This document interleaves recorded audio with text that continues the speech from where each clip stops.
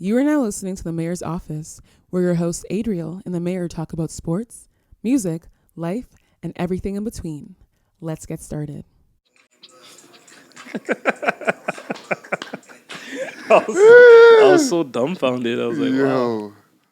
Yo, I'll tell you the roughest thing is like, I think it's about laughing when someone passes, but you know none of their songs. Like this almost kind of happened with Dolph a little while ago because not everyone knows Dolph music. You know what I'm saying? This guy, man. No, it's for real, and it's like, and it's almost like when an actor dies or actress dies, And you didn't watch the movie. and you didn't watch the show, Yeah. and most time you don't know the real name either, and it's like, who died? Homie from the show, and it's like, rest in peace. It's like, who you say rest in peace to? You don't actually know. Think about it. Yo, play the nigga song, man. Play this nigga song, man. And get us fucking canceled before we get started, man. Yo, That's hilarious.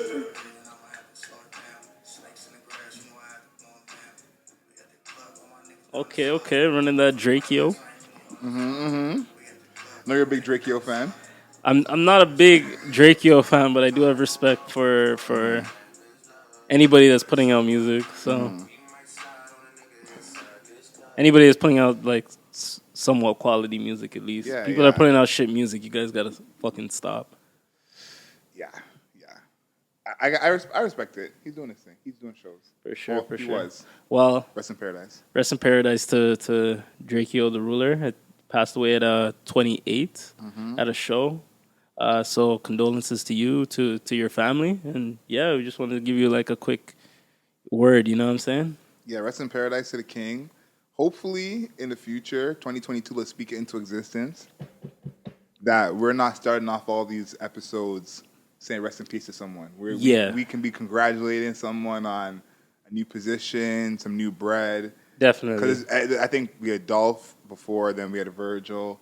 Now this is Drakeo. So let's stop this trend in 2022 for sure. 100%. We gotta move forward and move positively. Especially us as black men. We want to see each other be successful. And alive. Yeah, and alive. Black women as well. All people. Every single one of you guys. So yeah, definitely agree with that statement for sure. 100%. You want to get us into our intro, Mr. Intro? Yes. You are now tuned in, listening to, watching the Mayor's Office podcast. I'm your host, Ralph, a.k.a. The Mayor. It's your boy, AdrielSmiley.com, a.k.a. Adriel Smiley Official, a.k.a. The Godfather. Yes, sir. And here on the Mayor's Office podcast, we talk about a bunch of things. We talk about sports. We talk about music. We talk about what's going on in our everyday lives and a little pop culture in between. So how you feeling, man? How's life been? It's been good, man. I'm coming off a very fun Christmas party. It's A very fun Christmas party. Where'd you sure. go? Where'd you go? the mayor himself had a Christmas party. I got the pleasure of getting an invite. Yeah. I had been basically working my way socially to get to that point where I was worthy of an invite. So No, stop this. that Stop was this. that was Yo, you know what? I hate how black people like hype each other up, man. Like, we always do the same shit. Like, yo, man, you're fly. Yo, oh, I'm in the presence of greatness. Look at this guy here. I was with Kyle the other day. We saw one of his friends. I'm like, yo, what do you do for a living? Are you just rich? Like shit like that. So, but yeah, I appreciate you actually pulling up. I know we talked about on the last episode that you don't link up with me outside of the pod. So, so how was the party for you? You had a good vibe, or? Man, it was good. Everyone was good. There wasn't no corny business. We played some games. Now I had to say this. I was at a disadvantage in the game because I was a How so? rookie. Oh, okay. You know what I'm saying? The people at the party there had their own kind of scientific methods Strategies. to play in this game. It wasn't even a scientific game, but they had their methods. I was just winging it. And then the second game that I was there for, very fun. I got a little out of hand. It was kind of like you teaching a class of like 13-year-olds. Yeah, everybody's yelling at you and stuff like that. So if you're ever hosting a party, anybody that's listening or watching, just make sure the dynamics are controlled as much as you can, because some people will get a little wild drinking and stuff like that playing a game. So. Yeah, you probably needed a megaphone for sure because For sure, yeah. it was funny because there was a moment, and big shout out to everyone who was there. This is not shade, but there was definitely some real excitement to play that game, win that game. Like there was some real competitiveness there. So big shout out to those people who were really like going all in. Like they had a real thirst for trivia. So So I guess the next question is for you: Is this a one-off, or you coming up to another party, or you just show face and you never be seen again like Batman? if it was up to me, it was up to me. Never be seen again. But I will show, I will show face again. I'm sorry. Before I forget, the Christmas hat thing that you had, the theme going. Yeah, That yeah. was dope. Yeah, Ralph had some signs up, real signage, like infrastructure going on in that crib. Real signs up. Yeah. Everyone got to wear a hat. Ralph had the one cool Christmas hat, which I was like, I, see I what had you to did spend a there. little extra on my hat, but yeah, we have this annual tradition. Mm-hmm. Me and my other, where everybody that comes in, they have to wear like a specific like Christmas hat or like reindeer antlers and shit like that, just to get in the spirit. You know, it's really tough to get black people to participate in those type of things. Like I didn't realize how tough it would be. When the first year when we tried it, we said, "Yo, somebody wear a hat." Da da da. The first nigga that came in, he's like, "I ain't doing that shit, bro. Come on, fam. Like, how dare you step in my house with this disrespect?" He did not care about Christmas at all. That's what I'm saying. So keep your Grinchness at home, yo. But yeah, it's a good vibe. It's a good vibe. I appreciate you coming. No, it was good. You will see me again. I think I'm trying to be, a little bit more social in the next few months, next few years. Okay. Obviously, the government says different about that, but a lot of times I definitely just will not show up to a party or show up for like 45 minutes. Like that's one of my like main things that I do often. So I'm trying to not be the 45-minute guy. Maybe See, an hour. why 45. why are black people like this? This thing called Black Standard Time is actually like its own specific time zone. I do this myself, but I get mad. Well, not mad, but like I get a little perturbed when I'm running a party and I tell people a certain time and they choose to come at like 9, 10 o'clock when I said 6 o'clock. Yeah. I don't know why like we as black people have to show up fashionably late. You know what's funny? I was actually gonna text you and ask you what kind of 6 o'clock is this. I was gonna actually ask you. I was like, "Which 6 o'clock is this? Are we talking about like job interview 6? Yeah. Or party 6?" So for all the listeners to know, I had a plan for the event itself to start at about 8 o'clock. So what I did, trying to think ahead of the game, was invite everybody to come for 6 o'clock. Backfired. The first person that showed up at 8 o'clock. Everybody else came after. So I don't know if it's like a guessing game or a challenge or a mental battle. Like we're playing chess with time amongst me and my guests. But yeah, we got to figure something out here. No, we have to, and I think you got to have an incentive for people to come on time. But I'll say this: I was late as well, but I planned to come on time, but I was unsure, and I fell asleep, so I didn't get the chance to ask you. But usually, unless I know you're one of those late black people, I will ask and be like, "Listen, let me know if I can start getting ready at 6, or should I be there at 6?" But even that, I don't trust that. Because if I say, yeah, be ready, start to get ready by 6, you're still going to be late for that. Like, it's just going to happen. Fair. So just say 6, and then they're gonna be late anyway. So it'll be. I might have to, late. my next party, I might have to say everybody come at 2 p.m. so we can start the party clean at 8. I think that's a move because I did go to a party that they said doors open at 7. Make sure you be there before 8. Yeah. I see everyone showing up at 11:30. I'm like, I've been standing here for hours. Yeah. I could have avoided this. So yeah, 100%. I think that works. I think if you just tell people you'll come at 2:30, For sure. everyone be there by 5. You'll get it. So I have a question for you as a single guy. You're going to like a lot of get-togethers, a lot of kick-ups and stuff like that. I have a question about etiquette. We're getting older, we're getting more mature and stuff like that. So if someone doesn't ask you to bring anything to a party, right? Do you come in empty-handed? Sometimes I will. It's not. I don't. It feels weird coming empty-handed, but sometimes there's not always something to bring. There's not like you could. Obviously you can always bring wine or alcohol or like we dealt with bringing Chase. But sometimes when I know someone pretty well, I'm like, I'm just cluttering your spot more. Like you're saying, I know you got 80 bottles and you don't need my my $10 wine or whatever it is. Yeah. So sometimes I do come empty-handed, but I try not to. And usually I try and bring like snacks, like whether it's candy. Can't go wrong with snacks. Chips. Yeah, because Okay, so here's the thing. I don't know if anybody could hear that, but Kyle asked if you come with Kush, is that considered empty-handed? It depends for me because it needs to be something that's generally universally going to be accepted at the party. You might have a few people that don't smoke. You don't really know the energy there. Yeah. And at the same time, is if I bring a bottle, the bottle's a community bottle sitting there. But if I bring Kush, I don't really see a lot of people just leaving like a half ounce there Yeah. and saying, "Yo, go nuts." You know what I mean? I'd have to go, "Yo, Kyle, yo, you can give me a nugget," that type of thing. So I don't consider that personally a party favor for everybody.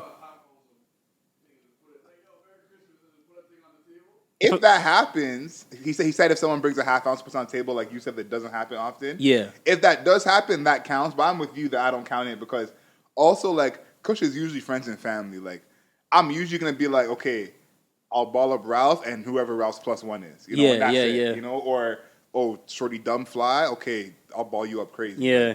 You And I'm know? very suspect, man. If I walk, say you put that half ounce down at the table, and I came to the party late, I'm like, Oh, yo, yeah, I'm not touching are these it. niggas setting me up here?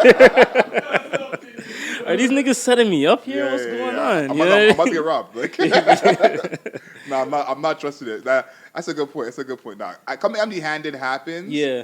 But you should try not to. Okay. And the second part to my question, and anybody feel free to answer this. If you do walk with something, so say for example, you come to the party with a bottle of Hennessy, right? Do you leave the Hennessy there, or are you taking it if nobody drinks it? I think, personally, as someone that's hosted a lot of parties, I think if you don't leave it there, it's kind of ghetto. What do you guys think? Like So you're saying unopened or open? unopened? Unopened? Yeah, like you bought the Hennessy, you left it there, and it's unopened. Nobody cracked it. Yeah. I think. So Ralph just said you're ghetto, basically. I want to, but you're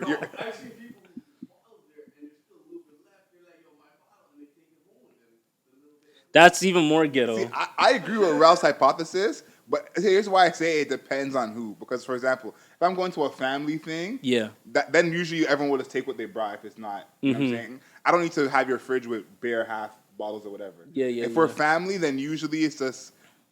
I'll ask, like, you want me to leave it? They're like, no, we have more than enough, take it. And it'll be like a conversation. Okay. Because I feel like family's close enough to say, please take your bottles. We don't need all these bottles. But if it's like if I brought licks to your thing, don't think you guys opened all the chase that I brought. But I wouldn't take the chase with me. No, there's definitely a ginger ale I'm gonna be drinking this week. You know what I'm saying? Yeah. That's in my I wouldn't house. be like, sorry, gotta go, but the ginger ale in the fridge? Yeah, Like, that $1.79 and yeah, it's coming like, home with me. Yeah.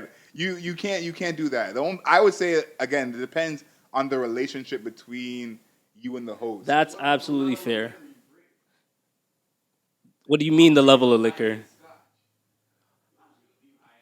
But But that's on you for buying a high end scotch. I think, it's on you bring high end scotch, but it goes Nobody back asked you to bring the high end scotch.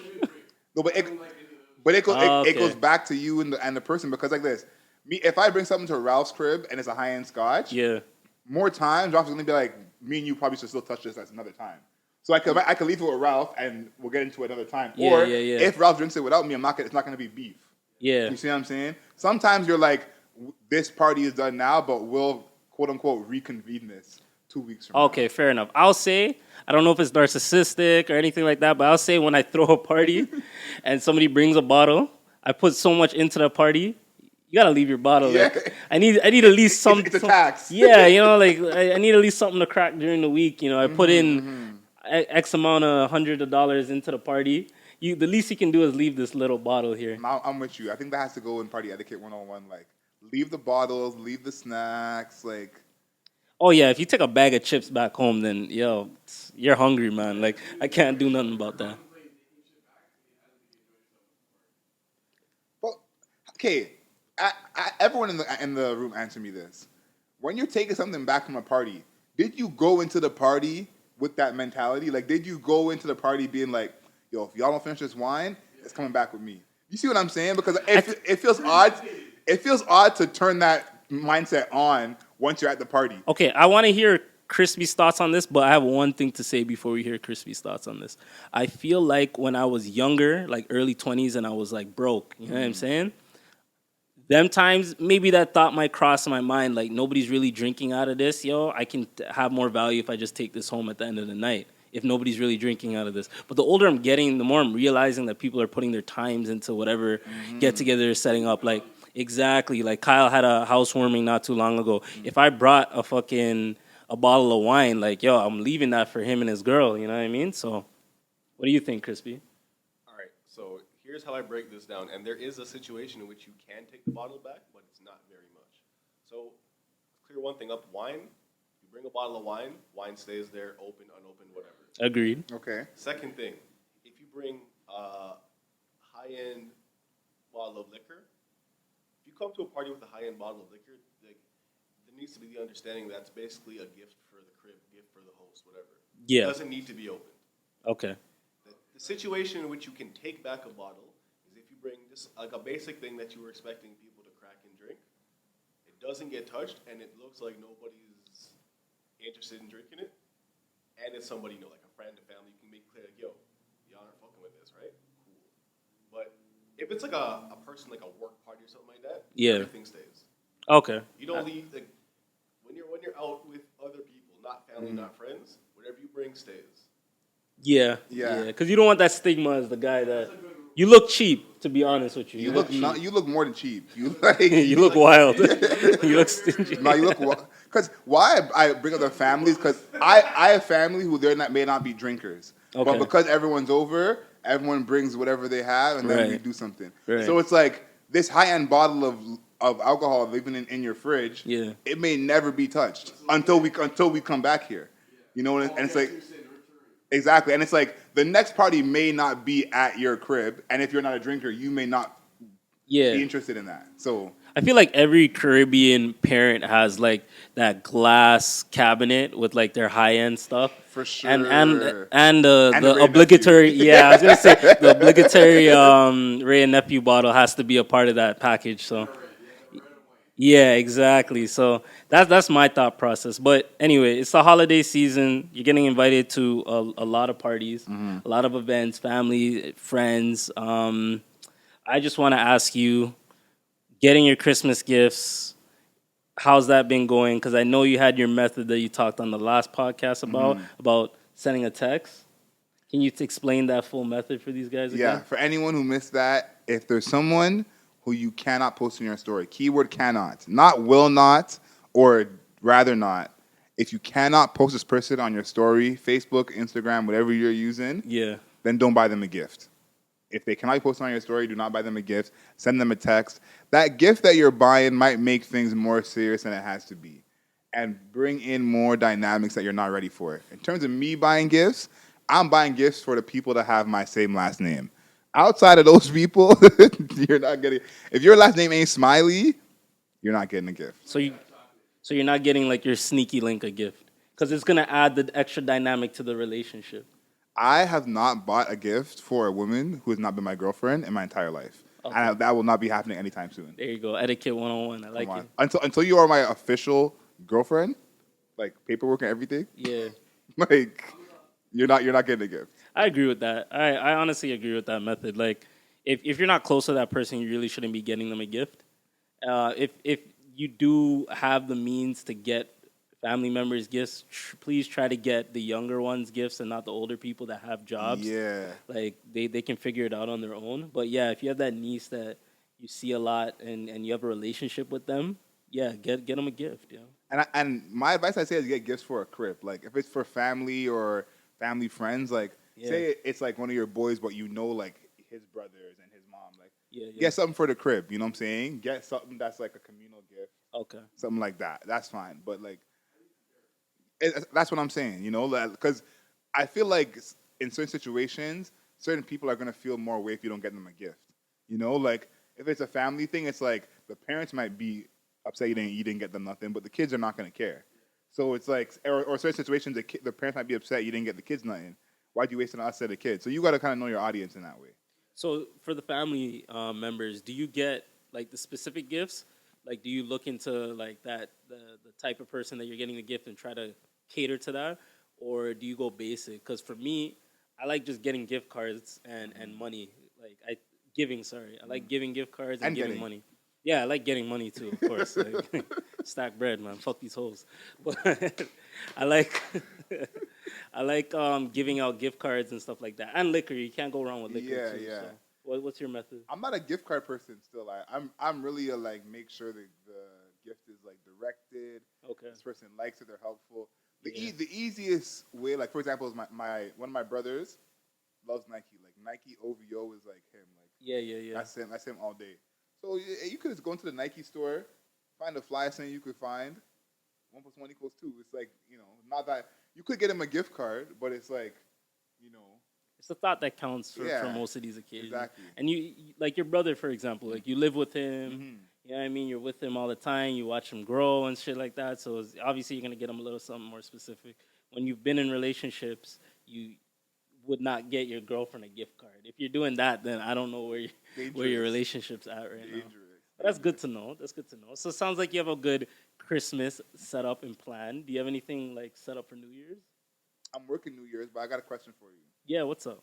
What's the worst gift you've ever gotten from someone you've been involved with? It doesn't have to be like girlfriend, but it's someone who you were penetrating or someone who you was getting there. This guy's gonna get me in trouble, man. What?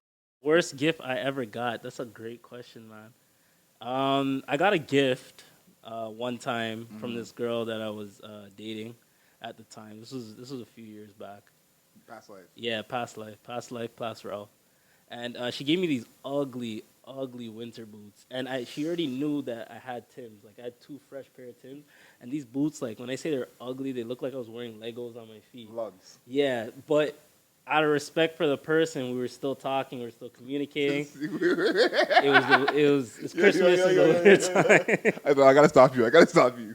This guy said out of respect for the person, like the Yeah. gift was so disrespectful, you should have been done. No, Like, there were some really ugly boots, and at the time, like I was in my early 20s, like I was getting, you were getting fly. my shoe game was like decent, you know. Now I'm getting older, like I want good shoes, but I don't really care about it like that. Yeah. Nah, she got me the worst boots. She got me the boots that you get like toddlers when they're going on sledding trips for elementary school. You know what I mean? Like those are the type of boots that I got. I can't even remember the brand. And it was, on top of it, it was an off-name brand. It wasn't even like, you said what, Uggs or Lugs? Lugs, yeah. Yeah, it wasn't even Lugs, bro. I had a pair of Lugs. These shits were not Lugs, bro. So yeah, that was probably the worst gift I ever got. But overall, like the women that I've dated in my life, they've given me pretty good gifts. Like I can't complain. That's a bad one. Yeah, That's yeah. and especially like clothes, apparel. Like if you get someone bad that's on that type of time, You have to know what type of clothes your significant other or the person you're messing with wears, like, or else don't buy them shit. You know what I mean? Yeah, and boots is risky. Like boots is risky. Yeah, like I don't know who just wants to buy somebody boots. Like it just caught me off guard. Like I was 20, I think I was like 23 or something, 24, and I just got a pair of boots. I'm like, nah, it's not it. What about you? I don't know if I've gotten any truly bad gifts. I'll say I'm lucky in that way that I don't think I've gotten any bad gifts Okay. that I haven't been able to use. My mom has definitely got me a couple of shirts that I never wore one time. Like Yeah. that's just like mandatory. You know what I'm saying? Like But it's moms, you know? yeah. Like she's getting me some Old Navy, and I'm like, Mom, like really like Old Navy, you know? Like Yeah. So that happens. The one gift giving I am proud of is I did buy my mom a purse one year for Christmas, and she still rocks it to this day. That's her favorite purse. Okay. So as a man, I'm just proud of myself that I even got that off clean. Like that could have been. I'm thinking this purse is fly, and all of a sudden she's like, "Nah, this is dead ugly." But all these years later, the purse still rocks. So big shout out to me for that. Maybe, one. a mother's love is unconditional. So maybe maybe it is. maybe Trash. she hates the fucking purse. She's wearing it with pride. But it's just because her baby got it for her, like she has to wear the purse. And a lot of people are in that scenario. They don't want to say it, but they got shit gifts. But you have to wear it just for the sake of wearing it. You know what I mean? Facts. So, That's facts. but yeah, I respect that. But anyway, I did ask you about New Year's. Yeah, sorry, no. I'm working on New Year's. Yes. Obviously, this whole Optimus Prime variant is going Decepticon? on. Yeah. So people are Omarion. the Omarion variant, so everyone's scared to do stuff. True. I'm working, so it's just like, whoever hits my phone when I'm done work is like, I'm saying you might see me. That's how it's gonna go. Other than that, I'm just gonna go home. Like I'm Yeah. not really. New Year's Eve is the opposite of Halloween in terms of partying. Halloween, even Christmas parties, like we're Christmas parties, those will get turned up and it's stuck. New Year's Eve is usually like It's not the same. Like I want to go to a New Year's Eve party at like 11 and leave at 1, bro. I'm not trying to be there Thank too you. early. I know we just talked about this Black Standard Yeah. Time shit, but let's be real. Like you want to get to the New Year's party before the countdown, enjoy the countdown with the people that you care about, and then talk a little bit and get the fuck out of there, bro. Yeah. Like there's not much to talk about on New Year's. Maybe you talk about your resolutions a little bit, but I don't want to tell niggas my full list of resolutions, man. yeah, I'm not doing that. Yeah. So sometimes I want to keep that to myself because you tell a man, yo, I'm trying to lose 25 pounds. He's gonna look at you funny if you don't lose the 25 pounds. Yo. What? You come into the end of 2022 and you're still fat. Yo. You look Clown bad, you. bro. You're double clown. Like, Exactly. So I try to keep my New Year's resolutions to myself. Do you have any New Year's plans? I had an original plan to go out, but then the restrictions came in Toronto. So that killed it. Then I thought about going to Montreal, and then the super restrictions dropped. Yeah. The extra lockdowns dropped in Montreal. So for Quebec in general. So yeah, I think I'm gonna go to a small get together with one of my friends, 10 people max. I think is the capacity, and just vibe out. And if that doesn't work, I'll probably just order in like some nice takeout and just spend it with my little family at home. Before we get to the next topic, this is probably my first New Year's in a while that I'm single. I feel like New Year's is one of the few things that's better when you're with someone, because when I was in relationships for New Year's, Yeah, I would try and convince the hell out of my shorty, like, let's not do nothing. yeah. Like, we can do like a staycation type of stuff, but let's not go nowhere. Let's go to dinner, dress nice, Mm-hmm. and let's chill in the crib, whatever. You know what I'm saying? Like, that's it. And when you have that option, like your New Year's can usually turn out safe Yeah. and good. Yeah, traveling for New Year's is definitely a good flex, especially if you have a significant other. I did have a plan to go to Jamaica originally. Yeah, even solo, I could see that. I had a plan to go to Jamaica, but the tickets cost an arm and a leg and a foot and an arm.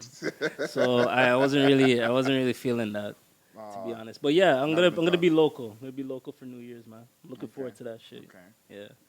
I like that Jamaica was on your list of places to go. I Yeah. feel like it's probably a very lit New Year's. Yeah, over shout there. outs to C4. I know he's listening to the podcast. Yeah, I want to check my boy, but I'll check him. Yeah, Kyle said Florida's a spot, but Florida might be also the spot for COVID I was too. gonna say, So. yeah.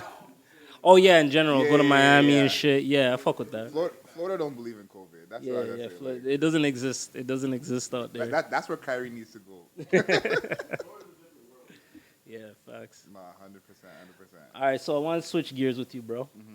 I know everybody got out their Apple Music and their Spotify Wrapped. You know, Yeah. the top songs that they listen to, the top genres, the top albums. The year's almost done. So I think it's fair for us to speak about what we thought was our top pieces of media, our top TV shows, Okay. our top movies. So let's get started, man. Let's talk about our top 3 in different categories. We took some time before we started recording, and we got a few different topics that we can speak about. Even Crispy threw in a couple of his, so we can talk about it. But yeah, I just want to get right into it. So we're going to start with TV show. Okay. Tell us, tell the people, tell everyone in Collab Studios, what's your top 3 TV So- shows of 2021? Before I say this top 3, this is probably one of the best top 3s I've had in years. Okay. For this category. And I would say that all of these I would highly recommend for anyone. For anyone. Universal, no matter what you're into, you can watch these. Love on the Spectrum, that's a reality show, a dating show. It's, of course, features people on the spectrum.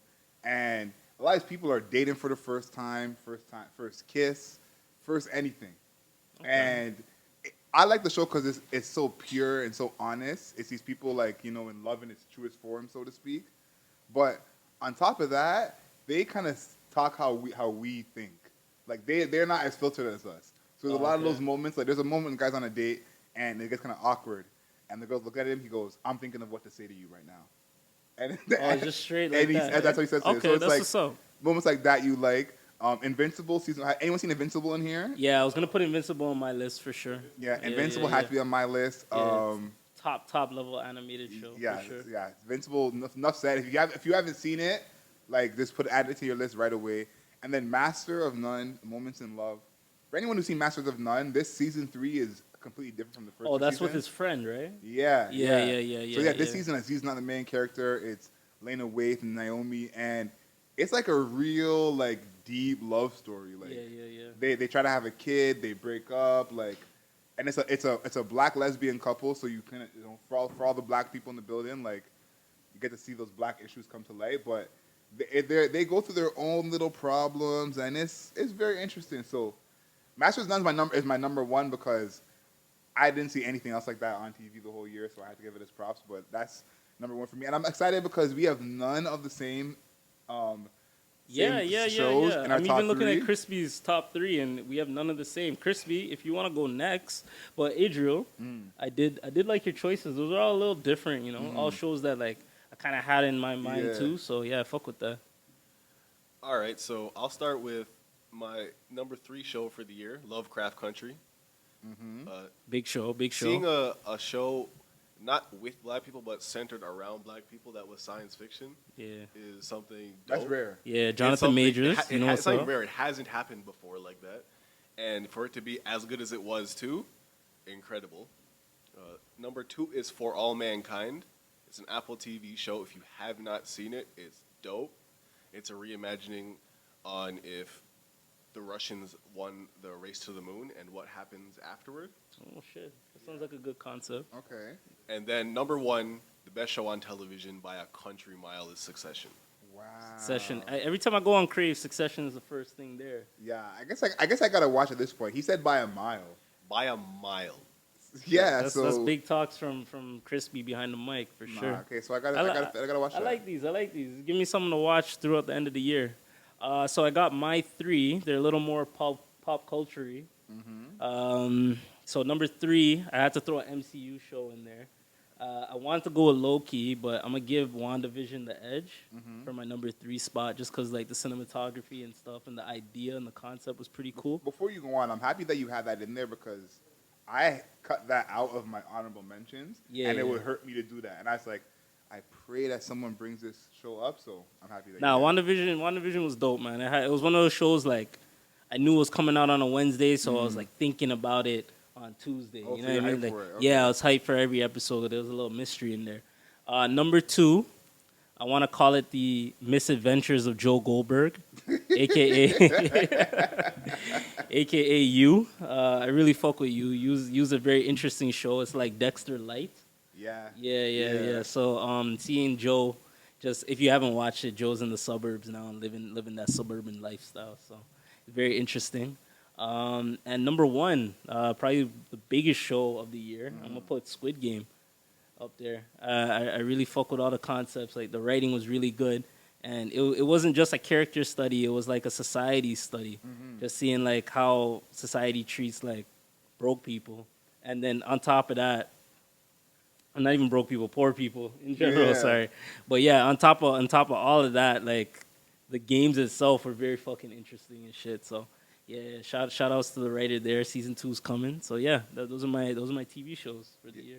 I think Squid Game is the rare show that has all this hype, but it's still like a really good show. Yeah, You know, like definitely. that is like a thing of the past. I feel like you is one of those as well.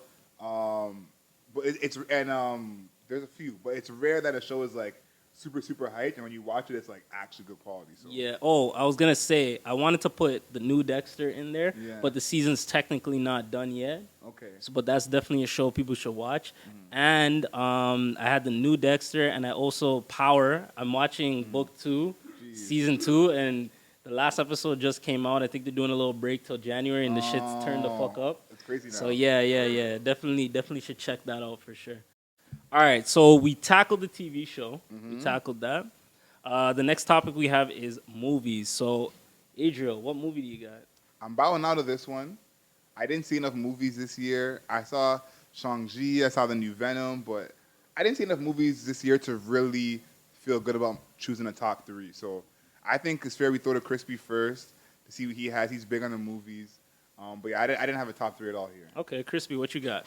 All right, so 2021's been a very, very strong year for movies, and there's a lot of great movies that are going to be Academy Award nominees, like the Power of the Dog or The French Dispatch, or like a personal favorite, Zola. But I decided to go all black for my three, and so my third one is The Harder They Fall, a black western, Big movie. dope. Something similar but more modern, Concrete Cowboy at number two. So you see modern day black cowboys. And then number one, which should be obvious, black movies of this year, Judas and the Black Messiah. Those are all three really good picks, especially Judas. I got a question though. Are black people holding guns in all these movies? In every single one, yeah, for sure. Absolutely. So we've progressed. Back we did have a slave movie time when it was a foot on the back of our necks in every movie. Now we're Cowboys. now we're cowboys and holding guns. I love seeing niggas shoot someone as much as the next man, for sure. We talked about power. Clearly there's a market for that. But hopefully 2022 we have, there's a black version of The Big Short or a black version of Moneyball or some something. type of Wall Street thing. Something we can progress, but this is progress. Great choices. I hear that. I like your picks, to be honest, yo. Adriel, Ava DuVernay's probably got you somewhere coming up in the next year. Ava and Issa gonna hold me down. So those two, they'll take care of the black content for sure. Issa, we love you. There you go. Rest in peace to Fred Hampton, by the way. Yes. All right, so I got my three. Number three, I got King Richard. I know this podcast is a big Will Smith podcast. For sure. Unofficially. Unofficially, yeah. We're anti-Jada at this podcast. So King Richard is really big, biopic. Richard Williams, father of Venus and Serena. You already know the deal. Number two, I got probably the best cinematography I've seen in a movie in a very long time. I have Dune. Dune was a really big movie. Timothy Chalamet, did I pronounce his name right? Chalamet, yeah. He's an up-and-coming actor. He's doing his thing. And then number one, I promise no spoilers, but I did watch this recently, and I can tell you there's no recency bias. Mm-hmm. Spider-Man No Way Home is my favorite movie of the year. It tackles all the hits that I wanted out of the MCU film, and it's arguably a top 2 MCU film, in my opinion. It's up there with there with Infinity War and Civil War. So that's big talk. I want to do this quickly before we move on to the next category, because this is not in our rundown, but we can spend 3 minutes on this. Mm-hmm. Who is the actual GOAT of superheroes? Not your favorite, but who is the GOAT movie? Like GOAT superhero, because all these superheroes have had plenty of movies, different franchises. Who is the GOAT superhero? Not my personal GOAT superhero. Yeah, because I'm saying there's people who are not into superheroes, not into Marvel, not into DC. Yeah. Do they think of Spider-Man? Do they think of Superman?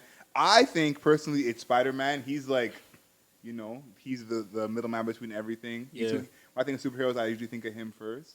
But who is it for you, the GOAT superhero? For me or in general? For you. For me, my GOAT superhero is Batman. Okay. For sure. I have his comics. There's dark themes, there's light themes, there's teamwork things with the Justice League and whatever. Batman is overall my personal GOAT. I'll watch any piece of media that has Batman involved. Yeah.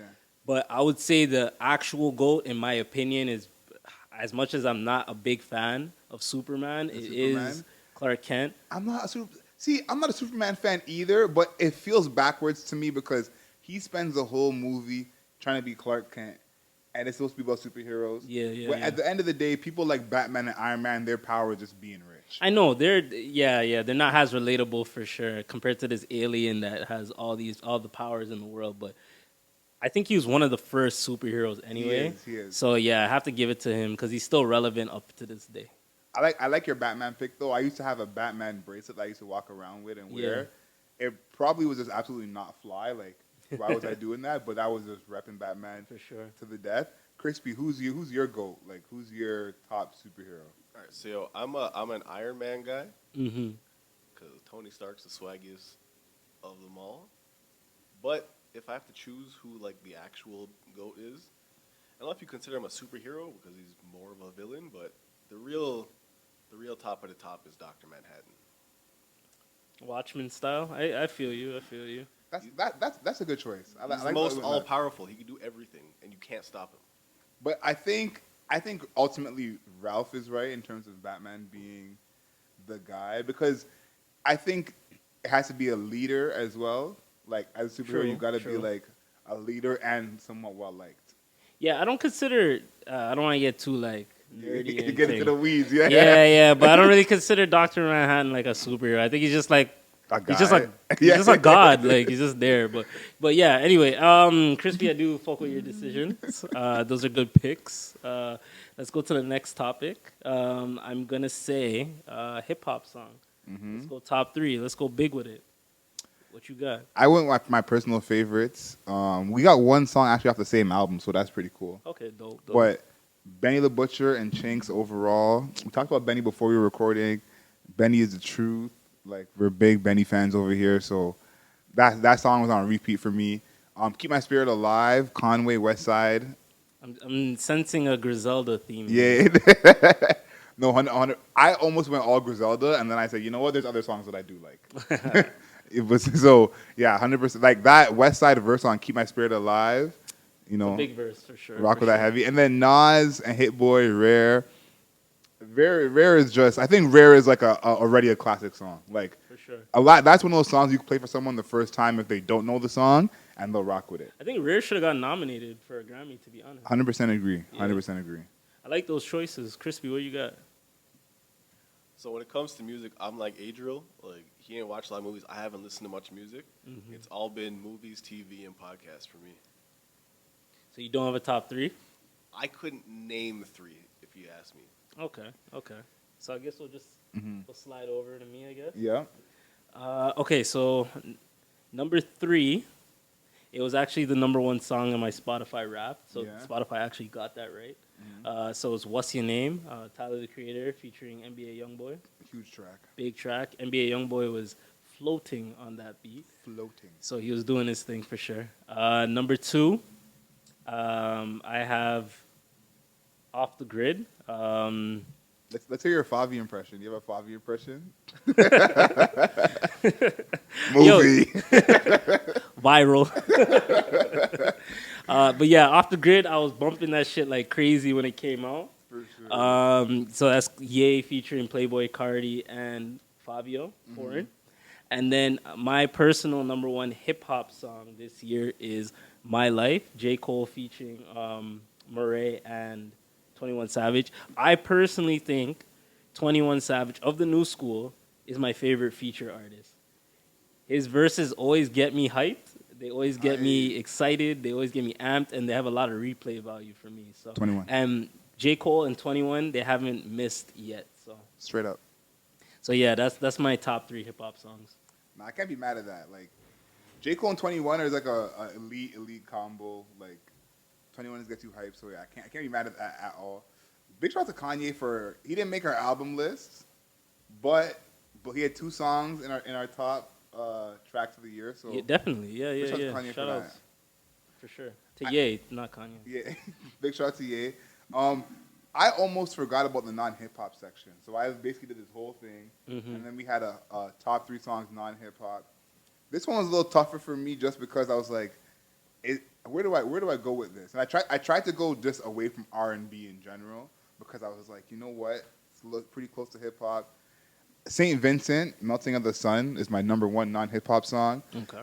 For instance, if anyone listens to this who balls up, please, I'm telling you, put that on at the start of your ball up. Make that the first song you play. The first song you play when you start, you're living life. There's a good blunt rotation with that. Blunts especially. Okay. Lila Emily, Alan Raymond. Alan Raymond, I think, is the artist I'm probably talking about the most on this pod. Going forward, you're gonna hear Alan Raymond's name a lot. He started out rapping, but he sings now. He's more of a rock artist with a kind of a hip hop R&B feel to him. So really good. And then Cleo Soul, Promises. Cleo Soul, people are saying this is R&B album of the year. Like that's what the streets are saying. Her album Mother by Cleo Soul. Cleo Soul is absolutely the truth. She has two classics under her belt back to back. So yeah, if you don't know about Cleo Soul, please tap in. Like Cleo Soul is like you could throw her on, no skips, like anything. Like Cleo Soul is the truth. So I'd say Cleo Soul. probably is the number one out of the non-hip hop songs for me. Promises. Okay, so what I'm gonna probably do now, just thinking about it, I'm gonna put every one of our song choices and Yeah. album choices in the bio of this episode, just in case any of the listeners or watchers like want to take Adriel's choices up and listen to them. My choices, Crispy's choices, you got that chance. So fuck with your picks, man. I actually am not familiar with a lot of that, so I'm definitely gonna listen. Cleo Soul you liked. If you liked Arlo Parks, Yeah. Cleo Soul is more even traditional R&B than Arlo Parks. Okay, all right. So French Montana just keep going lower and lower on the scale. Cleo Soul shits on French Montana. Okay. Shits on. So Crispy, what do you got?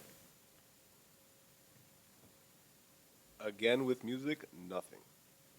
This guy is Honestly, 0 for 2 with the music choices. Like, yo, my Spotify Wrapped #1 song of the year, and this is how you know I haven't listened to anything new, is Still Tipping. I'm gonna put it in the list in the bio anyway, yo. I'm gonna put it in the bio just. Nah, in case. but that makes sense because last pod we were talking about the top J songs. He was well prepared. Oh, he was excited. You know what I'm saying? Well prepared. And I think you said Where I'm From is in your top 3. Absolutely. Yeah, Where I'm From is. There's a lot of people who weren't born when Where I'm From came out.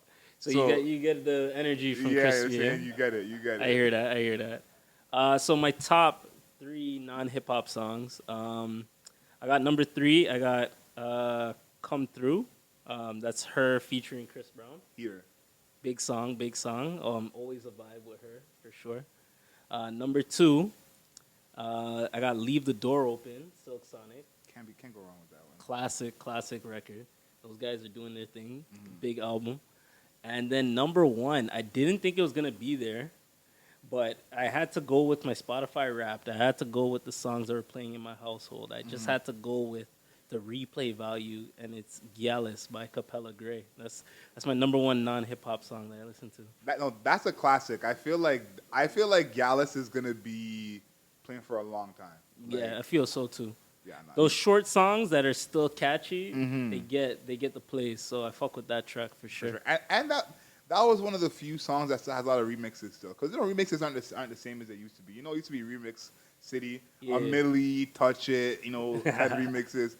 Gallus was one of the first songs in a while that people were definitely trying to remix often. So Definitely, I see, yeah. And I always like when that new artist comes out of nowhere and just comes with a number 1 hit. yeah. And it's a talented number 1 hit. It's just not like fucking 6ix9ine or Yeah. any of that Florida. shit. Yeah, you know what I mean? So I fuck with Capella Gray. He did his thing with that record. So I have to give him a shout.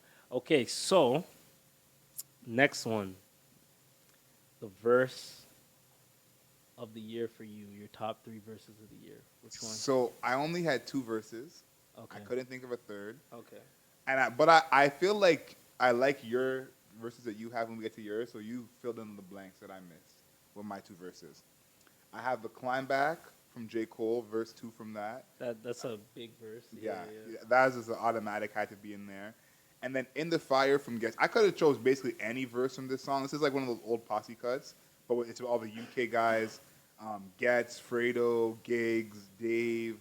So it's all the UK guys in this one, but Getz has a couple of Game of Thrones lines on there that has really hit home. Yeah, I'm So- gonna bump that then for sure. Nah, he has a line about Jakaris. Yeah, so yeah, you got to really. But yeah, Getz is having a big year, just rap wise. So I had to give him the Wait, shot. what album is that? Is that verse on? We're Alone in This Together by Dave. So it's Dave's album, but it's I heard not his that. verse. I heard that verse. I heard that. verse. Yeah. I came through the fire like Jakaris or some shit. Yeah, like that. yeah. No, he went hard on that. I remember that verse for sure. All right, Crispy, do you have any? I'm gonna say no. You would be correct. All right, so we'll go back to me. My top 3 verses I got on King's Disease 2, the return of Miss Lauryn Hill. She dropped an ill verse on the track called Nobody, so I suggest anybody to go check that out. Miss Lauryn Hill is on her top form with that verse. Number 2, this is probably the verse that I listened to the most and got me the most hype.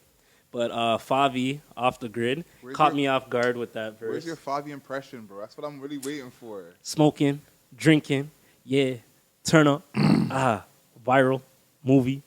Nah, that was terrible. But I'm gonna come with I'm gonna come with a good one next episode. Yeah, Put yeah. me No. on the spot. We're, man. we're not gonna start next episode till you start with your Favi impression. That's how we're gonna start it All off. right, let's bet on that. Yeah, yeah. All right, cool. I'm gonna come with a Favi verse, write it in MLA format, and and then come through. Before the intro, like Before the intro. rap into the intro, like a little segue, like All right, cool. yeah. And it's gonna be viral.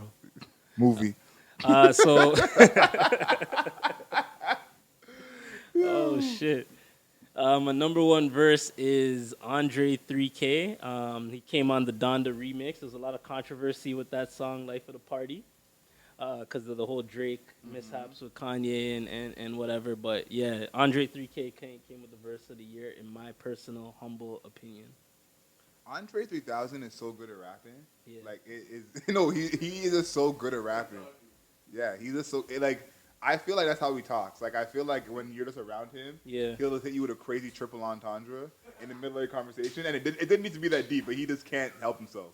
I That's always my picture. I always love those lyricists that just take a fucking break. Like when Jay-Z took a break, when Nas took a break, they just came back on form, you know? So Yeah. these guys are always polished. AZ was on, I think, the first King's Disease, and he dropped a crazy verse too. Lauryn Hill, I just mentioned. Yeah. But what I'm seeing with the music, there's a big Donda trend going on. There's a lot of Donda-inspired stuff here. Tell me more. There's just a lot of Donda here, yo. Like, shit, man. He has a lot of little pockets with that album for sure. Okay, so speaking of albums, that's our last topic.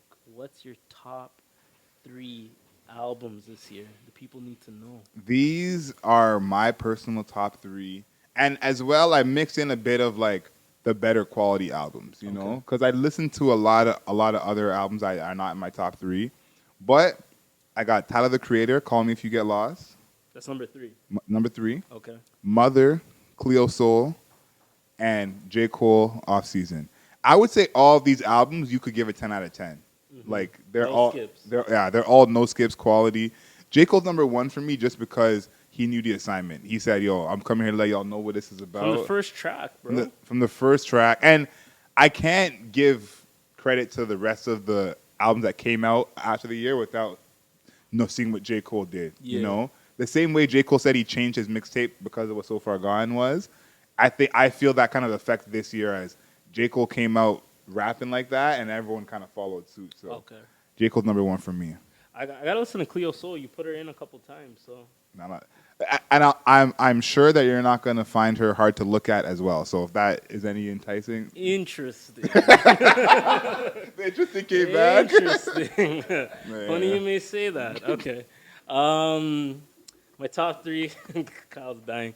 My top 3 albums this year for me is, I know I talked about, actually beforehand, I know I talked about on other episodes Silk Sonic being number 1. Yeah. I did some soul searching. I did some digging. It's good, but it's my honorable mention. It's not my number. Some Cleo soul searching? Nah, I'm joking. No, nobody's searching for Cleo Soul, but I will listen to your music. My number 3 is gonna go to Isaiah Rashad, The House is Burning. He put a lot of time, a lot of energy. It was highly anticipated for his fans for him to come out with that album. I was really happy with the outcome. The deluxe is even better. So shout out to Isaiah Rashad. Number 2, I got an R&B album. Jasmine Sullivan, Hotels. I think it is a classic R&B album. Anybody that hasn't listened to it yet should. And then my number 1, which was your number 3, I have Tyler the Creator, Call Me If You Get Lost. I think that's the best album in my personal opinion. It had a lot of records that are in my top 10 on Spotify listened, and definitely I liked his video concepts for the album too. Like they weren't like straight up music videos. Like they're all like experiences, which was pretty interesting. They're all different in its own way. And one last thing I'm going to say about Tyler, the Creator, that I really respect. When I was in high school, I did not fucking like Tyler, the Creator. It was like he was on this weirdo shit. He could rap, but it was just this weirdo shit. He was dissing Bruno Mars. He was doing videos with cockroaches. Like this shit was just weird for me, bro. But he made that artist switch that very few artists can do. I think it was when some Flower Boy, yeah. Flower Boy. Yeah, when he came out with Flower Boy, that's when I saw the switch in his style and his cadence, and I think it showcased him more as a complete artist. So I really have to give a shout out to Tyler for that. Every album he's dropped since Flower Boy has been really good. So. Yeah, I gotta agree with that too. Like, I don't think I hated Tyler like that before, but I wasn't like, I probably listened to Earl at that point Fair way enough. Yeah, way more than Tyler, and especially with his last project not being hip hop at all, basically, and then getting a DJ drop, basically a DJ drama mixtape, turning into a Pretty much. So one of the best albums of the yeah, year. best album of the year. So it's like, it's kind of good because he stayed relevant and good long enough to get here. You know, because if he did Call Me When You Get Lost for a second project, it probably wouldn't be the same effect that it's having now. So that's big shout out to him for having that staying power. Yeah. Yeah, he got the alternative crowd on lock. Yeah, I've been to several Tyler shows. It's not a Dr. Umar crowd, I'll tell you that. Yes. Back by popular demand, back off of our slight break. I hope you guys all enjoyed our kind of rendition of a Spotify 2021 rap list. We gave you a little taste of everything, you know. So at least you get a little deeper look in the shit that we're into. Outside of the music for Crispy.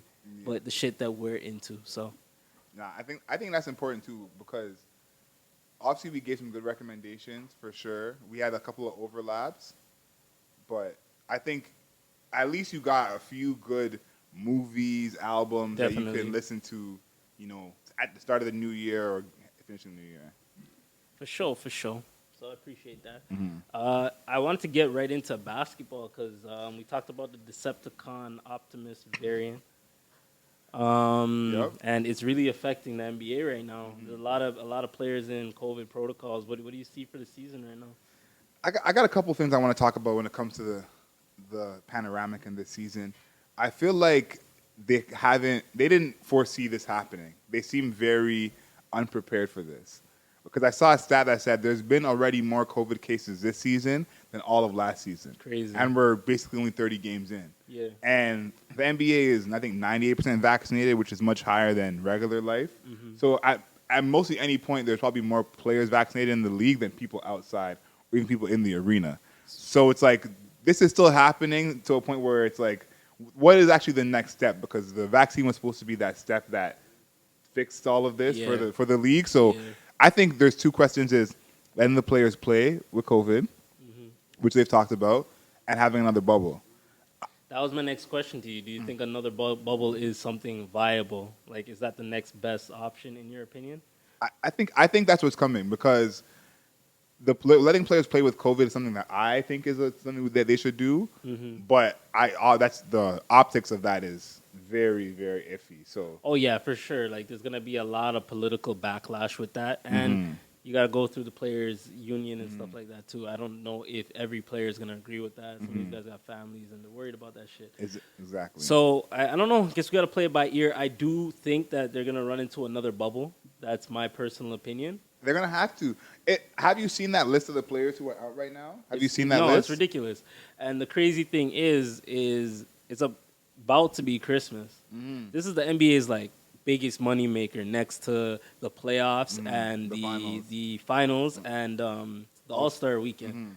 So Christmas Day games is very important. It's probably the only pro sport that's really getting played on Christmas. So if they forego Christmas to the Decepticon variant, then I don't know what to say. I think the NBA is pretty shook about this whole Christmas thing, because this is the first year that, not the first year ever, but the first year in a while that Christmas falls on a Saturday.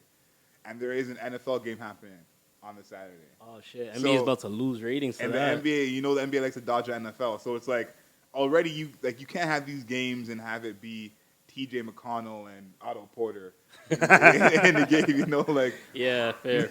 So it's like, the NBA definitely wants to make sure, like, Kevin Durant can play, Steph Curry can play, Trae Young can play. And, like, the game the other night, Brooklyn was one man away from forfeiting the game. Crazy. And Kevin Durant had an ankle issue, and he just said, "I'll play through it." That's crazy, and bro.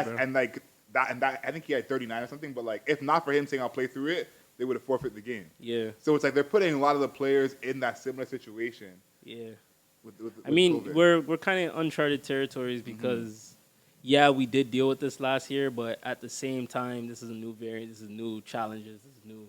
The season's halfway through. Like people are almost halfway through. People already bought their tickets and shit like that. People have taken the vaccine just to get in the game, right? So it makes things tough. One of my friends, her son is a really big Steph Curry fan. As you know, Warriors just came from playing the Raptors, and I don't even want to call it the full Golden State Warriors. It was like the side C team, team. the G League team. Curry was out, Poole was out, Clay, James, Draymond. I think Wiggins was the only one who was playing. I don't know Wiggins. I don't think Wiggins played. I'm not too sure, but yeah, like 90% of their team, their main hitters, were gone. So I felt bad for that kid, but at the same time, he got to watch a game, but he wanted to see Curry. And that it's like that's gonna be what's gonna happen on Christmas Day. And it's like, for example, Curry just broke a 3-point record. He had that whole week or so where he was trying to get it done. And it's like, imagine if some of these games, like, he played against half a team because other team had COVID protocols. Yeah. It's like, obviously the record's still the record. His 3,000 or whatever threes don't not mean anything because of this one game. Yeah. But the moment that he got to have with the Knicks, their full team is there. They're trying to win the game. Philly, when they played against Philly. Yeah, like, that was a moment for sure. all these, say it again?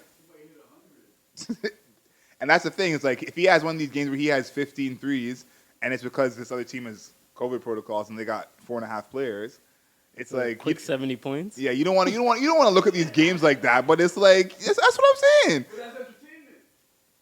But what do you put an asterisk in the history books? You know what I'm saying? If Kevin Durant has 75 in a game, and it's a game where it's the Raptors C team. Mind you, Raptors already are a team that has a lot of young players. So KD versus Stauskas? That's what I'm trying to say. Yeah, that's a Stauskas. That's crazy. Yeah, I don't know, man. But at the same time, I still got to give a shout-out for Steph. He did break the record. He did do his thing. Undeniably, greatest three-point shooter of our time. Greatest shooter. Will that record ever be broken? Will the record ever be broken? I will say I don't think so for this reason. Even though there's all these stats that are showing that guys like Trae Young and Donovan Mitchell are actually ahead of where Steph was at the same age, Steph is going to have, I think, a longer career doing that. If you look at John Stockton, he broke the assist record before the Jazz even made the finals. Like, this was like 94, 95 when he broke that record. Right. And he played like 6 seasons after that. That's kind of what Steph is going to have. Steph is going to have another top 10 all-time three-point season 3 years from now. True. And as much as Trae Young and Donovan Mitchell are those guys, I don't see them having these historical seasons year after year. That's kind of what Steph is having. Year after year after year, it's like a historical season. That's why he got this number. One cool thing about the three-point record, because of Steph's innovation to the game, it opens the door for Trae and those guys, right? But I also saw the top 10. So, yeah, you have your Ray Allens, you have your Reggie Millers, who I'm about to get into at this point. But James Harden is like, he's like 4th or 5th. And if you really look at his trajectory, he might end up being like 2nd. You know what I mean? So it's interesting how the game's changed. Damian Lillard's 10th right now. Crazy. So it's very interesting. One thing we have to do is we have to give our shout-outs to Reggie Miller, because the guy Reggie beat, right now Reggie's 3rd. The guy Reggie beat is probably like 12th, 13th. So it shows you how much Reggie changed the game and went and did his own lane in order to be at that point. Like three-point shots, I think when he was playing, when he got in the league, three-point shots, teams were taking 3 each. Now teams are taking 32 each per game. So it's like... It's crazy. It's crazy. A big jump. So You brought up a good point, Reggie, because I thought about that with Ray. I think Ray got to where he got because his career changed. If Ray was still the number one guy on Milwaukee, I don't know if he's shooting all those threes the same way he was with Boston and Miami. That's fair. But Reggie is, as the main guy, he's shooting everything. So, commend to Reggie for that. I hear that. I wanted to get into music a little bit with you. Okay. A couple albums came out. You recommended an album for me, Chomp 2 with Russ. Very lyrical album. Russ got a lot of heavy hitters from our eras of growing up. So shout outs to Russ for that. I appreciate you putting me onto that album. Nah, I'm not a Russ fan, first and foremost. I want to say that before I give Russ some love. Now, because the Russ fans, they put in their 10,000 hours of listening to Russ. Facts. I know like 4 Russ songs outside of this project. So I'm not a Russ fan. But when I saw all these features, Jadakiss, Jay Electronica, Lloyd Banks, Saha, I was like, how did he pull this off? So big shout out to him. Like, this album is one of the best albums of the year rap-wise. Like, just like the skill level of rapping on this project. There's a lot of talent. There's a lot of shooters on this. A lot. If you want to count how much bodies these rappers have on this project, It's up there. it's up there. So, he did his thing for sure. Didn't see that coming. It dropped on a Wednesday, which was random. Yeah, I saw an interview where he said he wanted to be different. He said too many niggas doing the same shit, dropping their albums on Friday. I want to switch it up. I'm pretty sure you didn't say nigga because Russ is white. I was gonna say that, but you yeah. It was implied. Exactly. I also got a chance to listen recently to Roddy Rich's album. Yep. It was really good. Life Fast, I think it was called. Yeah. So it was dope. I'm a big Roddy fan, and I fuck with his first studio albums, and the second one was pretty good too. So. Yeah, I fuck with Roddy heavy. I've been saying Roddy's the truth. I feel like he got lucky, quote unquote, with the box because he been had tracks before the box. And that track came out like when TikTok just started getting popping, so people were doing the like a lot. So yeah, that sample was interesting. But this album's good too. He did have that thing he was saying about no skips. You saw that, right? He said this is a no skips album. Yeah. You go all the way through. Yeah. I think he might have something here. It's not the same like club banger type of music, but I haven't skipped any of the songs listening to it. Listening to it from front to back is its own special experience. So I felt that way about the first album. I thought the first album, Excuse Me for Being Antisocial. Yeah. I thought that had no skips on it as well. So he's talented, man. Like he's definitely one of the new school guys that's gonna be here to stay. So 100%. Are you overall happy with the album releases this year? Oh, extremely. Extremely. I think go back to J. Cole. Like, there's such a higher level of rapping in rap this year that is just so, and especially it's missing like people like Kendrick and Schoolboy Q. Like, it's missing some top rappers for sure, and still everyone's spitting bars. My issue though, I think, is that the people are treating music the same way in terms of what's popular, in terms of they like the same stuff, like pop wise. But even the people in pop, I feel like, are more talented than they've been in a long time. So okay. I'm very happy with. I'm happy with the releases too. They've been pretty good. Like as you said, we didn't get the Kendricks of the world and whatever, but like we got so much shit to choose from. R&B just keeps climbing as well. Hip hop is doing its thing. The top artists are finally putting music out. I feel like everybody was hesitant last year with the pandemic and shit, but they're starting to get a little more comfortable. So yeah. Did you have any music suggestions before we close the pod? Yeah, one non-rap music suggestion. I like that we're doing this every week. Every pod. Holding On for Life by Broken Bells. This is an old song. This is a song that I've riskily played on the aux at parties before, and it usually goes over well. It's not what you think it is, but it bangs. So Broken Bells, Holding On for Life. That's a big one right there. Okay, y'all go check that out. My non-rap suggestion for the week is Drones by Terrace Martin. It's featuring Kendrick Lamar, Ty Dolla $ign, and James Fauntleroy. It's actually on the album that's called Drones. Like, that's the title of the album itself, too. So, yeah, y'all go check that out. I just found that on a whim, so that was pretty dope. So, but, yeah. Now, Terrace Martin's the truth, so you can't go wrong. Damn, it looks like we're cutting down in our time here on this pod. I did want to shout out, if you're listening to this before or listening to it after, anybody that's participated in our first annual community shoe drive. I really appreciate anybody that's been able to provide some shoes for the less fortunate. So shout outs to everybody that participated in that. Not bad. Big shout out to everyone showing love. Yeah, always. Definitely. And this is episode 6 of the Mayor's Office podcast. You will be able to find us on Apple Music, Spotify, YouTube, and anywhere that you can stream podcasts. Leave us a rating and a review. 5 stars, not a single motherfucking star less. And know yourself and know your worth. We'll see y'all in 2022. Thanks for listening to this episode. Please subscribe to us on YouTube, Spotify, and anywhere else you can play podcasts.